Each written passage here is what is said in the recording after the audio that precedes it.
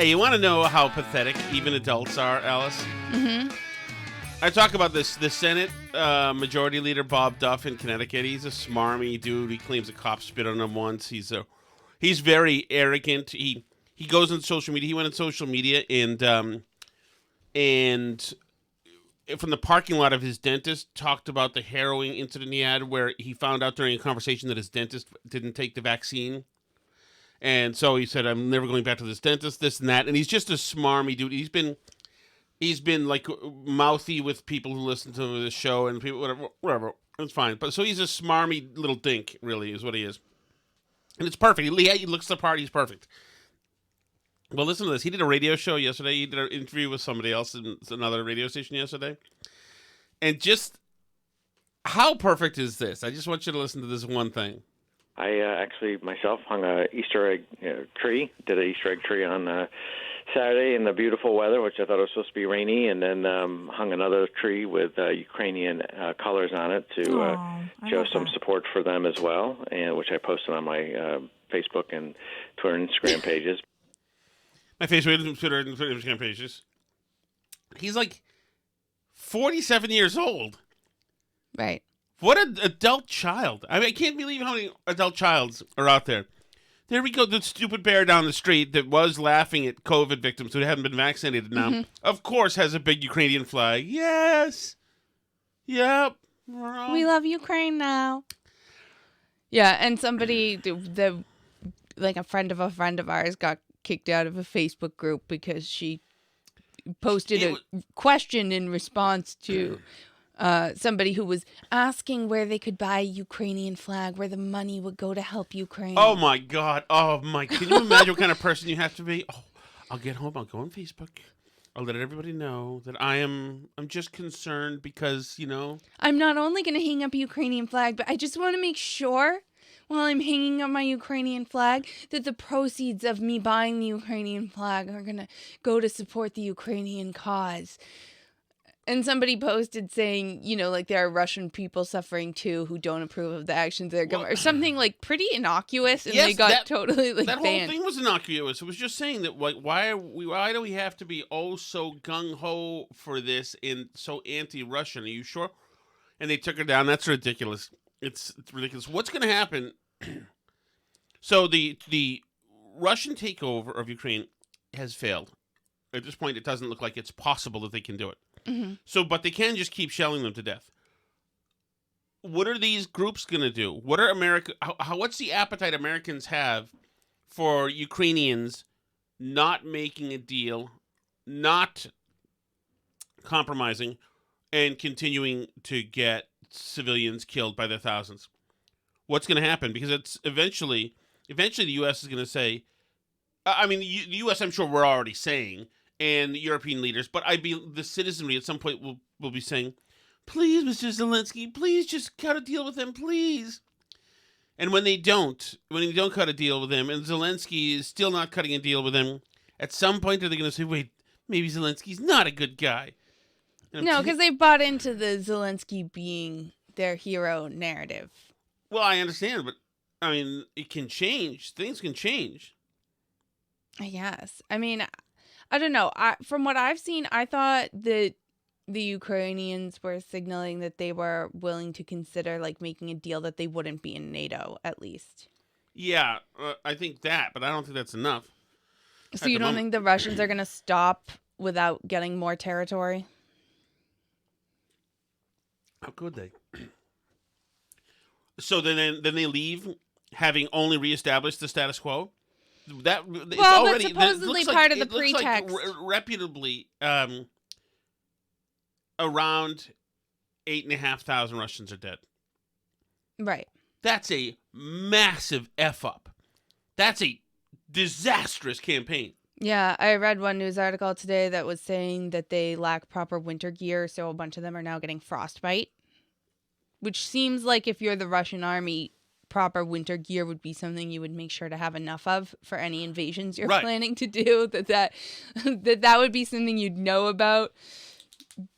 But, what do I know? Maybe it's harder to get mittens to your soldiers than it seems like it would be on the merits. But I don't know. Yeah, it's a problem. It's a problem for him domestically, but I do think that a major issue of the supposed pretext of this was NATO expansion, right? Well, sure. Because that was one of his pretexts. One of the supposed pretexts, right? So like that's if you're saying like we had to do it, this was really defensive because NATO just keeps expanding and they're encroaching on us, and like any minute Ukraine that is right up against us is going to be all NATOized and a NATO client state, right? Like, I mean, obviously we wouldn't like it if states right next to us became Soviet client states, or I guess nowadays Russian client states, right? That was what was at issue in the Cuban Missile Crisis and all that, wasn't it? Because it was a little close for comfort. For us? Yeah. Well, yeah. So, like, if Mexico became a part of, like, a Russian treaty, we would, like, have a big issue with that. I don't think there's an equivalency whatsoever. I mean, I'm just saying that's how Putin and Russia and the Russian government frame this whole thing. Well, right, and then liberating the other people from Nazis, Russians from Nazis, and whatever. Yeah, so now he's liberating people from Nazis. Although we make it easy for them to claim stuff like that when we do, like, because Ukraine does have Nazi groups, and we are, Facebook used to not allow you to talk nicely about them, and now they do. Like, now the Azov battalion is somehow like you're allowed to be for it, even though it's a Nazi group because they're anti-Russian. Like, that helps Putin, actually. There's a lot of accusations of parroting Russian propaganda around that, like, actually does give credence to Russian propaganda. So maybe we shouldn't do that. Just a thought. Like, maybe we should be able to condemn both Nazi weird LARPing groups and Russian aggression into random European countries, right? Like, shouldn't it be easy to say both might be bad? Like, didn't we learn this lesson in the Middle East? So. Like, that it's possible for, like, ISIS to be against Assad and both ISIS and Assad suck? Mm-hmm. I don't know. I think there are supposed to be two tribes and two tribes only. But so I just think it's interesting. I wanted to introduce you to Bob Duff. Another thing that I wanted to bring up was I brought up the idea with a farmer today of I had a great today. The show was kind of blown in the wind, and then I talked about this legislation. I just had a few scraps of stuff left and way too much show to go, and so I had there's some legislation now to expand rabbit farming in Connecticut so that they can create more rabbit meat for grocery stores, etc. And so obviously it's very easy. There's two sides. One side is the pro-rabbit side, and one side is the eat the rabbit side.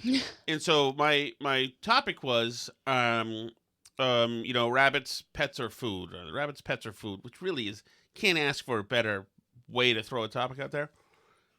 And I felt hackish, and I thought, okay, but, maybe there's the rabbit people. Oh, my God, the rabbit people came through the... I learned so much. It was incredible. I think I told you today. You did mention it. Was incredible. And this farmer called who knew about everything, and he was talking about the kinds of rabbits, and he said, yeah, we used to kill the rabbits every day. And I said, how did you do it? And he said, well, I'd club them first, and then I'd cut them heads off, and then I'd skin them. And he said it in a way like a guy... who's done it a lot. Oh, yeah. The guy, I was outmanned in that way. I was like, But anyway, I told him about the guinea fowl, and I said, how can I attract hawks to the yard to try to kill the guinea fowl so that problem can be over with for me? And he said, I didn't know there was a way to attract hawks, but he said, well, all you just do is kill them and eat them. But he said, you keep them in the pens. You let them go outside of the pens and work their muscles. All the meat gets tough. He said, keep them in the pens and just kill them and eat them, and they're delicious. He said, it's all dark meat, so it's fantastic. Although, I mean, ours might be fine anyway because they're like super young ones anyway. Because a lot of people said when I dispatched Avocado, our former rooster, a lot of people said, like, you can't eat roosters. They're too tough. They're not good eating and stuff. But because he wasn't even a year old. He was tasty. I'll say that. Oh, goodness. So maybe the guinea fowl would be fine, even though they go So around you'd be a lot. okay waxing them? It did occur to me when you said your thing. The other thing they say is, you know how ours are like pretty noisy? One thing I did read up on is you can try and observe and see which ones are the noisiest ones, because they all sort of like follow the leader and who's setting them off. And you can start with the noisiest ones and see if they quiet down. So we could I could put a little pipe cleaner bracelet, ankle bracelet on each of them so that I can keep track of who's being noisy, because they look a lot alike. And see like who are the noisiest ones and maybe dispatch like a couple of that would the be great. most annoying. That would be great. Oh, wouldn't that be wonderful? Yes, so would you eat them? No, I don't want anything to do with those filthy birds. And no, thank you. But They're on nice the good birds. side, on the side of a step forward, even though we're obviously further in debt, that's fine. On the side of a step forward, we have an excellent adult refrigerator. The first refrigerator I've ever been part of purchasing. And it's a cool silvery thing, and it's got a thing on it, and it's got the freezer below and all the good stuff up above, which is awesome. Yeah, this is a graduation from us. We've been white fridge with the freezer on top people all our lives. We've always inherited whatever fridge was at a house. And now where Alice used to lose her temper and kick the crispers so they were always broken. And now we have a cool adult fridge. So now I want to invite people over, but just blindfold them until they reach the fridge area. Let them look at our cool adult awesome fridge, and then they blindfold them again. No, but it makes me excited and to do more stuff in the kitchen and to fix up that area that's like broken and a mess. I have some ideas of what I can try to like fix the problem that we have there. Oh, the water leaking. Yeah, we have a water leak problem that there's a leak above the kitchen. But I'm going to borrow our neighbor's super tall ladder and try those corners where they're kind of, the edge is like messed up on the roof. And I'll try that. And if that doesn't work, then we'll call in the professionals, because I've tried to patch wherever the water is coming from for a Then long my time. bigger dream is, and we're moving a lot of merch and a lot of stuff here, so maybe it'll happen soon.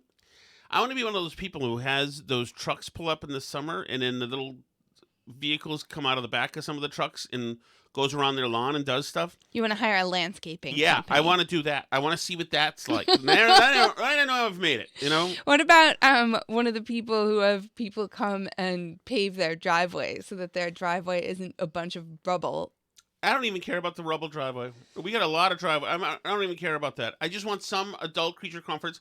This fridge is a win. Well, I was thinking today, with the fridge, Alice found, since our old fridge wasn't working, there was a huge bowl of food in there that was in there that neither of us even knew about because it's so hard to see into the damn thing.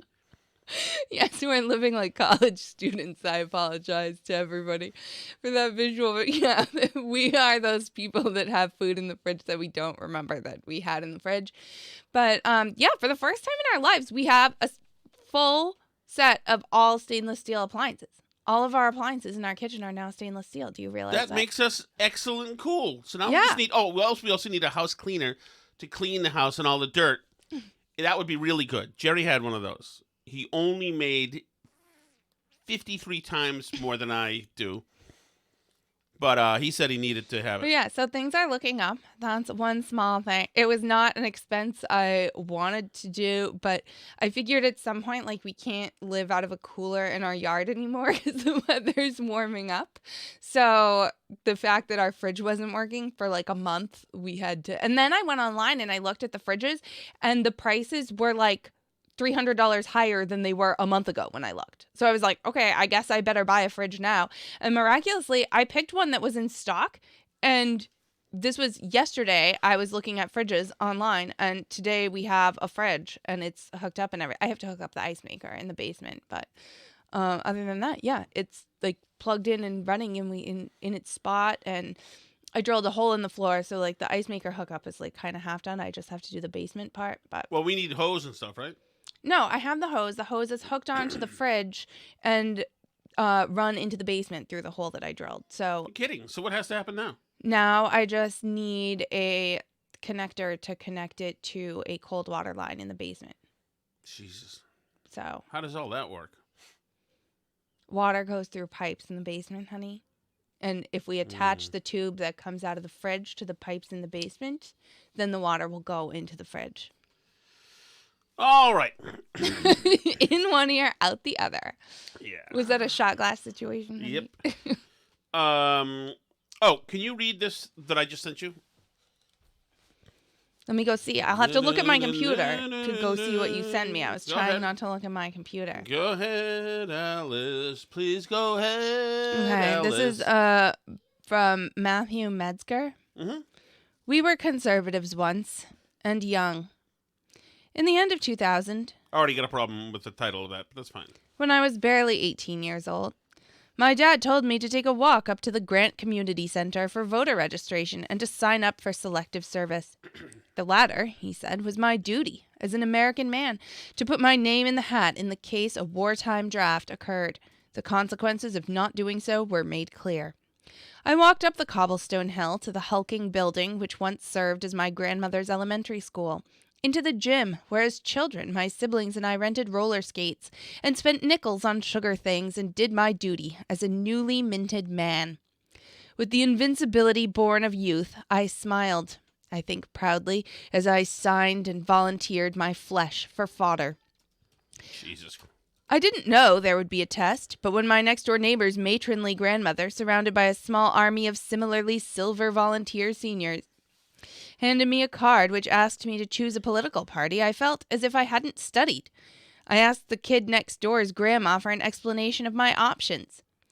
Democrats like spending money, Republicans don't like taxes, and the others don't matter, she told me. I had a job and had been paying for Social Security and whatever else for years at that point, and I didn't like taxes either. Confused as I might have been by everything in life, I was certain about that, and so I became a Republican. The decision served me fine at first.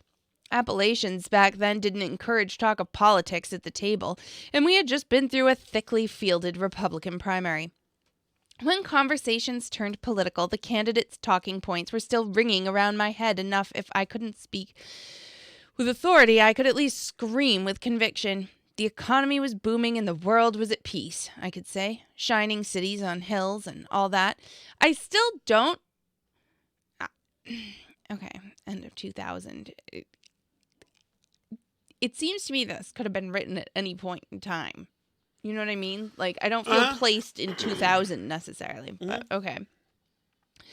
When 9/11 occurred, I was certain my generation's Pearl Harbor had arrived. The shining city burned and choked. The next day I did what I figured was my duty as an American and walked into a recruiting station. Joining the military as a volunteer takes time, I learned. It would be another year before my recruiter would call and tell me I could leave now, if I was willing to change my military job from physical science to that of law enforcement. I was swinging a hammer at a roof on a hot August day, a year and 3 months past high school graduation, and working under my older brother Foreman's totalitarian rule. I said, sign me up for the first thing that gets me gone. My Republican decision served me well again, serving under an R-toting Texas drawl sporting commander-in-chief. Nothing brings out conservatism in its constituents quite like power. Is that true? Well... And my drill instructors and comrades in arms were similarly equipped with party lines.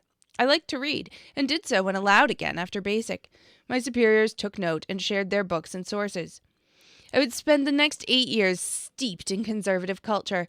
I read Krauthammer and Savage, listened to Limbaugh and Ingram on the radio, and watched Fox News whenever able. I devoured conservative literature of any kind and could spot a new link on Drudge Report from 9 tabs away. You couldn't win an argument with me, I was certain of it. My rhetoric was fast, my straw men well stuffed, and my scorn for the uninitiated palpable. I was a conservative. I hated big government, loathed wasteful spending, and despised the intrusion of a bloated federal apparatus into people's lives. I was a moral absolutionist. I have several problems already. You gotcha. Okay. Convinced of American exceptionalism and that there was an invisible hand guiding us along. The free market, I would say, was above all else the only true equality in the land, subjected to its whims as we all were. Words like communism, socialism, anarchy, these weren't concepts to be understood, but insults to be flung as easy parries to any disagreement. I was a conservative. I was right. I say all of this so that you understand exactly what I mean when I say that all of it was lies. Nothing I was raised to believe about conservatism, about republicanism, has proven to be true, not one bit. Over the course of the decades since I left the service, I have seen an ideology I once espoused, based at its core, I thought, on the idea that all of us are created free, crumble to nepotistic tribalism and outright fascism. Judeo-Christian values have become the metric by which only the opponents of republicanism are judged. The authoritarian use of executive power and the erosion of truth as objective have been cheered and championed. Grift is normal, greed encouraged, and hypocrisy openly approved. Including today, there are 13 Saturdays until the election. Over the course of the next 12, I will post weekly a similarly lengthy spiel touching on particular examples of how republicanism is a lie. I am actively attempting to get you to think about your position as I have thought about mine. I am asking you to change your mind. I'm not a Republican anymore. I'm not a conservative anymore. I'm asking you to reject their lies, too. What do I have to gain by changing your mind? And what do you have to lose? Nothing. Everything. We are running out of time to show everyone we are not fools. See you next Saturday. Matthew Metzger, veteran, former conservative, no one of consequence. Okay, I texted you a couple things. Do you have your phone on you or no? I just gave it to a child mere moments ago to preserve the peace of the podcast. Are you able to see them? If it's turned on, let me find out. Oh, sometimes I turn it off so it's not bumping up at me during the show. No, it's off. So no, I can't see the text. You have to text me in Twitter. Okay, one is the same. It wouldn't do it. One is the same guy, same author, Matthew Metzger. One shows he's retweeting something with Trump with the Native Americans from November of 17, saying, while standing in front of Andrew Jackson's painting, if I'm not mistaken, Trump calls Warren a Pocahontas, whatever. Another one shows Trump with evangelical leaders, Trump in the Oval Office with their heads bowed. He says, looks like an exorcism to me, but what do I know? Hold on, Alice. I need your attention. I'm paying attention. That gentleman, Matthew Metzger, is what? Not a conservative. I would say he's certainly not a conservative. He made that very clear. He's got strong feelings on politics and the immorality of one party over another, the illegitimacy of etc. It's fair to say he's got priors, right? Right. Right. I would agree. So, I guess. So this is what I would say. Okay. On March 10th, 12 days ago, he tweeted, personal news tweet you're supposed to do. I've accepted a job as the new State House and politics reporter at the Boston Herald. My 5-year-old responded to the news by telling me that she really likes donuts. We're on the same page. The State House reporter for the Boston Herald. That does seem incredible, does it not? Yes, it does. I thought that reporters actually weren't supposed to even sign stuff like that. Be deeply ideological. So now we wonder what's happening. First of all, it's local news anyway, and hopefully, obviously, they go out of business soon. Yeah, if you've spent all your life writing these opinion pieces under your name as you with all this stuff, right. So now, how much good coverage? State House and politics. So there's a gubernatorial election coming. How do you think the coverage of Jeff Deal, let's say, will be, or the other Republicans who are running? I mean, essentially, you've got somebody who's an ideological foe to the minority party in the state, who is going to be disseminating information to readers, who is a clear ideologue himself, who despises the brand of Republican. Right. So, and what's his background as a reporter? I don't even know his background. Is he a report? Well, he's a reporter now. I don't know. But so just so you know, just so people know how all this works, That's how it is. And his Twitter page is. I mean, you wouldn't have had this when I was even 5 years ago. There, you wouldn't have had this. Never. You would never have had like Hillary Chabot. Even you couldn't tell from Hillary's Twitter what her politics right. was. Yeah, impossible. Because how can you cover the news if you're one party or the other?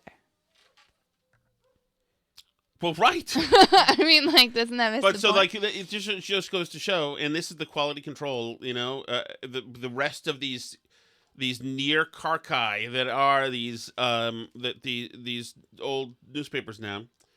This is what they've got left. You know, I mean, I'm not surprised. Almost all of the reporters I knew, I could tell very quickly, especially the way they went at me sometimes. Mm-hmm. Because my own reporters who worked alongside of me were attacking me for op-eds I'd write. Right. You know, I could tell what they were, but man, that is quite a look. Yeah, right it's there. pretty open. This is also, it should be noted, this is from 2020, August 2020, before the 2020 election. So it's like about a year and a half old. It's also just not very well written. Mm-hmm. There's like mistakes in word choice and stuff, like a moral absolutionist. I had a problem with Moral absolute. well-stuffed right? straw man got me. I was not a huge fan. But there, you know, I mean, there were typos and stuff in it too, which there shouldn't be if you're like publishing stuff online. But it happens, I guess, when you're just on Medium or whatever. But, yeah, not well written. That's more concerning to me than the fact that, well, not more concerning, but I guess equally concerning. But that's fine. I mean, as we both know, the Boston Herald is no longer really in the newspaper business anymore. I cannot disparage the Herald for legal reasons. That's true. That's true. Are you allowed to disparage BuzzFeed, or have you entered any kind of non-disclosure agreement with them? Okay. BuzzFeed announced that they expected revenue to continue to decline in the current quarter, and they are reducing their workforce by 1.7% as the digital media business issued its first earnings report as a publicly traded company. BuzzFeed founder and chief executive Jonah Peretti said on Tuesday's earnings call that the company was looking to boost profitability at its news division, BuzzFeed News, by reducing headcount and giving priority to the coverage of the biggest news of the day, culture, entertainment, celebrity, and life on the internet. BuzzFeed News editor-in-chief Mark Scoofs said in a note to staff Tuesday he was leaving the company, as was his deputy, Tom Namako. The company has subsidized BuzzFeed News for many years, Mr. Scoofs wrote in his note. The next phase for the news division is to accelerate its timeline for profitability and undergo a strategic shift. This will require BuzzFeed News to once again shrink in size. He said the company was looking to reduce headcount through voluntary buyouts, not layoffs. So, good luck to those of you at BuzzFeed. I'm sure it was fun getting to be a publicly traded company for a little while, and those of you who were at BuzzFeed News, which for a while was doing like quite a bit of hard newsy news and not just listicles, but I had noticed in recent months there had been a lot more listicles popping up that were trending that BuzzFeed was putting out there. Have you noticed that too? I don't know anything about BuzzFeed. I'm sorry, I missed it. But they all. own like HuffPo too now and Really? stuff, I think. So they're, you know, whatever they are, but they feel that all their other projects do subsidize the BuzzFeed News part, which has been sort of there. They've done a bunch of these big stories. Weren't they the dossier ones too? Yes, they were in the dossier. So, I mean, that was big, but they were doing like big newsy, like kind of Globe spotlighty type stories for a while, like trying to do like the real thing, but it sounds like that is over. So I still don't know what's going to replace the news business as it's dying off. I don't know either. I mean, I know Substack's making a play. I don't know how that's working out, but I mean, you still have small towns. People are still covering zoning board meetings in towns. I mean, are these patches making money? Who owns them? I think Patch is its own company, but the quality of the Patch stuff varies a lot place to place. Around here, a lot of the patches are quite good. Like the guy who did the Melrose patch when we were in Melrose and those surrounding towns did a really great job and did a bunch of that stuff. Like went to school board meetings that were a big deal and like wrote about them in a serious way and everything. But, you know, when I look, you know, when we're looking at Connecticut news in the morning, most of the Connecticut patches that I follow on Twitter are just putting out the same garbage. It's just it's really syndication, really. Nothing news. There's no like local stuff. So I think, you know, it really depends on who they hire to do these local ones and who's doing them, how successful they are. I don't know what happens to local news. I don't know. I mean,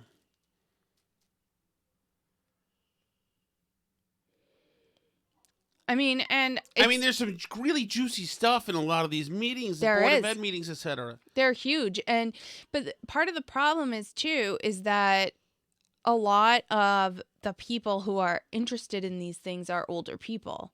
And so like we saw that in Vermont at the newspaper up there has gone fully online. And like the person that we talked to who's an older woman was like, yep, the newspaper's gone. Yeah. And we were like, really? Gone? Totally gone? She was like, yeah, it's gone. They're not making it anymore. And we like looked online and the whole newspaper's there and they're like covering high school sports and all this stuff. And we were like, oh, it's right here. She's like, yeah, I don't do that. That might be the salvation for some of these is high school sports. Is people, but parents used to buy it to have their kid in print, right? Like, right. But, you know, hey, you can parents are no less craven. I mean, yeah, I guess you put the link on Facebook nowadays. Oh, yeah. When absolutely. your kid's featured in the high school sports page. Absolutely. I wouldn't be surprised if another company came out to make a nice way to present it if you want something on the wall or whatever. But yeah, even like around local election time, you have all the like people running for select board buying up ads in the paper and stuff and doing those things. Or if there's overrides, that's big in Massachusetts. Other states might not know what that is. I don't think they have that, but. Are you familiar with Alexei Navalny? Yes.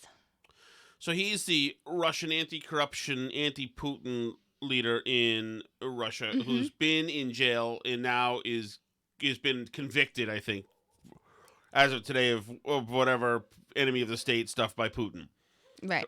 He's a guy that Putin keeps stuffing in jail, but he's been on Twitter. And it's interesting. I wonder if he's getting and it would be a perfect time for him if he somehow can manage to always be on Twitter. But he's a blue check on Twitter. One of the tweets 9 hours ago said 9 years. Well, as a character of my favorite, he just got sentenced to 9 years. He says, 9 years. Well, as a characters of my favorite TV series, The Wire used to say, you only do 2 days. That's the day you go in and the day you come out. I even had a T-shirt with this slogan, but the prison authorities confiscated it, considering the print extremist. Is it possible that Zelensky has created a template? For like appealing to the Western Exactly. Yeah. I think... I mean, this guy is perfectly positioned. Navalny might have a harder time because he is a nationalist, like anti-immigrant, some possibly leaning towards racism stuff. Like, yeah, but all that matters is the bad man put him in jail, right?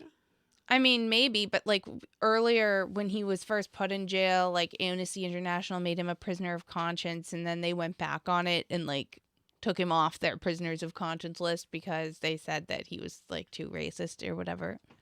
So he likes The Wire, Alice. he's just handsome. like us. He is handsome, I guess. He has a girlfriend. I guess though. I mean, says. no, He has a girlfriend though. So you Google whether or not he has a girlfriend. He has a wife. Man, how he loose was are you? arrested with his girlfriend. Stop it. Oh, by the way, somebody want to talk about a date you went on? I didn't go on a date. Mm-hmm. I didn't go on a date. Stop it. Did you or did you not see a movie with a man not your husband? I didn't see a movie with a man not Alice, my husband. like you told me last week you had a date to see a movie with a man not your husband. I did, but he blew me off. What? True. You made a date with another man. Yes. And karma sweeps out of the skies, and he then blows you off. Yes. Want to talk about it? Well, I did get to go on his podcast after, so. Ooh. Wow. I know you let me on you your were on podcast. another man's podcast. I was on another man's podcast. Wow, talk about stepping out. I know. I was on Chris Klemmer's podcast at a theater near me. We had originally planned to see this movie together, but then, I don't know. He's a guy with a lot of balls in the air, a lot of machinations. He could not make it to the movies. Do you want to say what your speculation was? With me. Want to say what your speculation was? Well, I was just thinking out loud that potentially if it were me and you were going to see a movie with a girl, I wouldn't have liked that. And you're suggesting that I don't know his I don't know that his Mrs. wife. Clemmer. I don't know his wife, so I don't know. Looked you up online, might have thought you were hot and said, and possibly that's not what I said. And possibly that's not what I said. Possibly a predator of other people's husbands, and maybe felt threatened by you. That's not the way I put it. I'm just saying maybe he's a guy who respects his wife, and if she didn't feel comfortable with it, maybe he decided to see the movie separately now, from me. Were you going to make advances on him? No. Are you sure? No, I was not. Are you sure? I'm sure. What if he looked like Alexei Navalny, who doesn't have a wife but has a girlfriend, as you seem to know? Stop. All right, when does the podcast come out? I think he said Thursday. Mm-hmm. So. Well, I look forward to it. I hope you enjoy it. So tempted to step out and got stepped on. The step-on wife gets stepped on. I wasn't stepped on. Vicious, but that's karma. You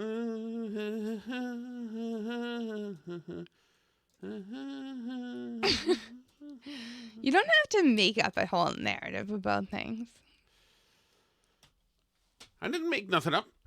All right, so what else is going on today, Alice? As far as current events go, let's see. There was that one for me. There was also Kamala is in trouble, more trouble, and there's more discord with her office. She said some more dumb stuff that doesn't make any sense. I mean, it just never stops with her. I mean, maybe she's just not that into doing this thing if she never, ever, ever cares enough about anything to study anything. The governor and I, and we were all doing a tour of the library here, and talking about the significance of the passage of time, right? The significance of the passage of time.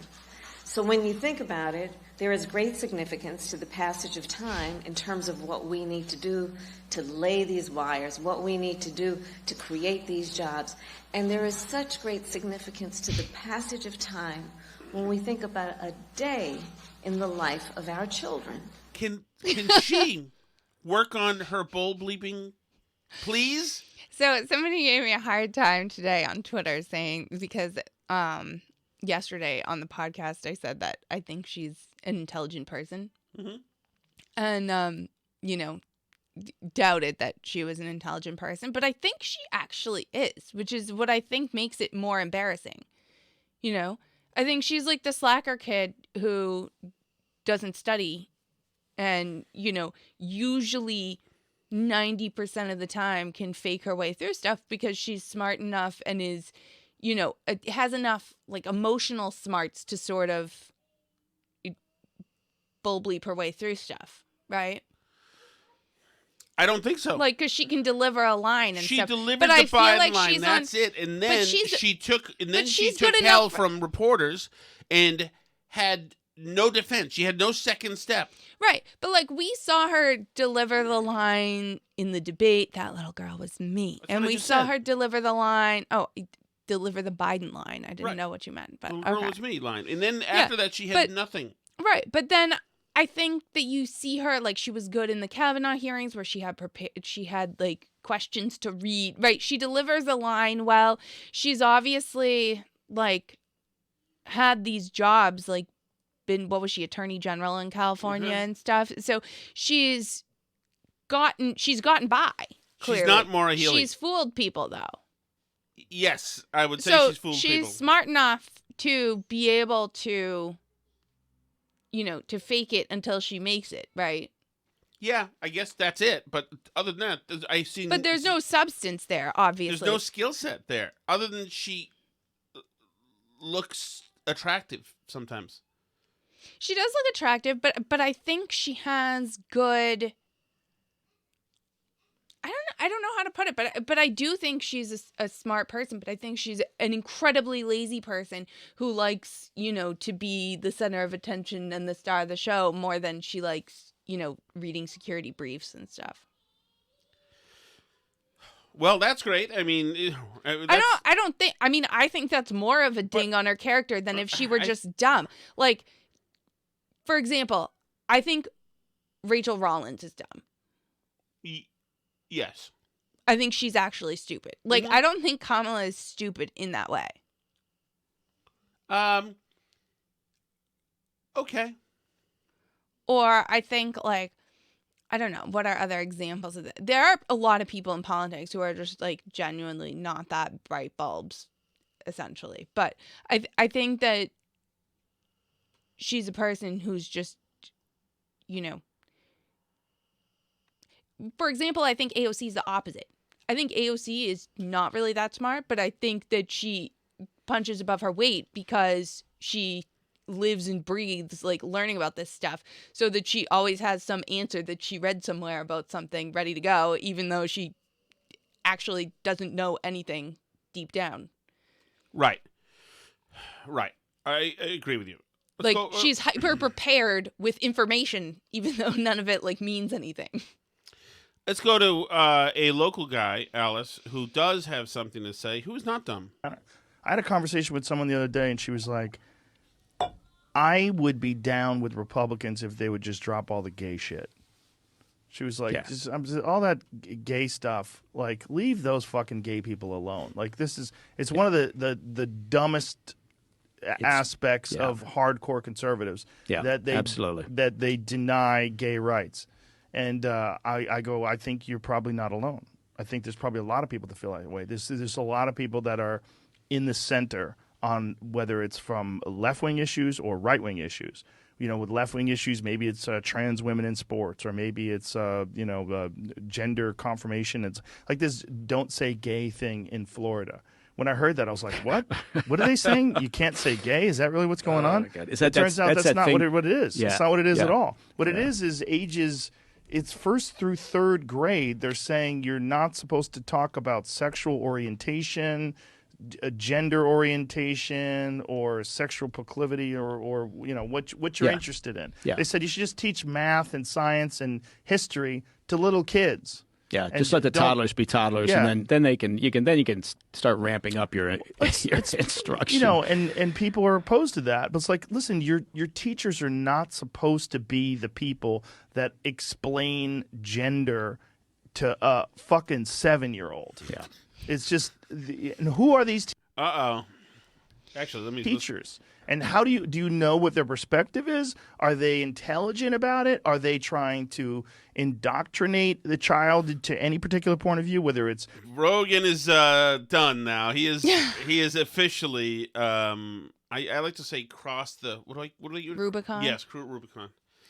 Yeah, it is interesting because he starts off with this position that is something that I hear moderates and liberals say all the time. But conservatives are so opposed to gay rights.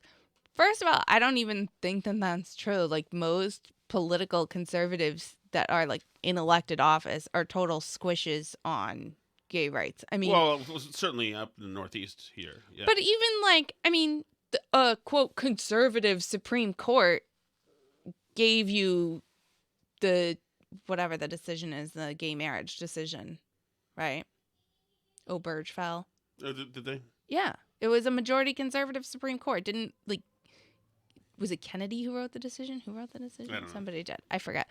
But yeah, it was supposedly a majority conservative Supreme Court, and it's just this narrative that Republicans are extreme on gay rights when the Overton window that everybody likes to talk about, the Overton window all the time, has shifted on this so much in such a short period of time. I mean, the gay marriage decision was less than a decade ago. That was a serious issue people were debating. I don't know any conservative, national office seeking political conservative. I don't know a single one who is saying we need to roll back gay marriage. Right. Do you? I mean, like, No, is that a no. conversation that's even happening? So who's extreme? The positions have all shifted left, not shifted right. Right, and I also think that even in the heyday, 15 years ago, even 20 years ago, of the gay marriage debate, that it was largely the definition of marriage. It was about the word more than, it wasn't gay people can't be together and have contracts. It was the word marriage. Yeah, it was like you which could I thought have was civil weak. unions. Right, which I thought was weak anyway. Well, but- because they'd already ceded the whole position anyway, right? Like, this is not, nobody was seriously defending sodomy laws by the time they got rid of them, right? Right. Like, the whole conversation shifted so far to the left that it's, like, impossible to even recognize the positions. I mean, people say it over and over, but it bears repeating. Like, Obama was elected saying marriage was between a man and a woman in 2008. That was the position of the great progressive president of this generation, was that... Yes, it was his donkey VP, really, who forced the administration to lurch forward. Right. So, to say, like, Republicans have the position of Barack Obama on gay marriage, essentially. Actually, Republicans of today have a position today that's to the left of Barack Obama of 2008. Which is, like, wild to think about how much that changed in such a short period of time. Now Republicans are, like, defending the Alamo over here. Like, you just can't tell kindergartners about your sex practices. And they're like, I can't believe you're oppressing me. You said, we're going to buy billboards that say gay, and you're going to melt when you see them. Friggin' give me an effing break. Thank you so much, as always, for listening, everybody. We are the Burn Barrel Podcast. You can find us at burnbarrelpodcast.com. We're on Twitter. That's at Burn Barrel Pod on Twitter, or facebook.com/Burn Barrel Podcast. You could also find us, where else can you find us? YouTube, Rumble, all the places you like to listen to podcasts. You can shoot us an email, burnbarrelpodcast@gmail.com. C'est la vie.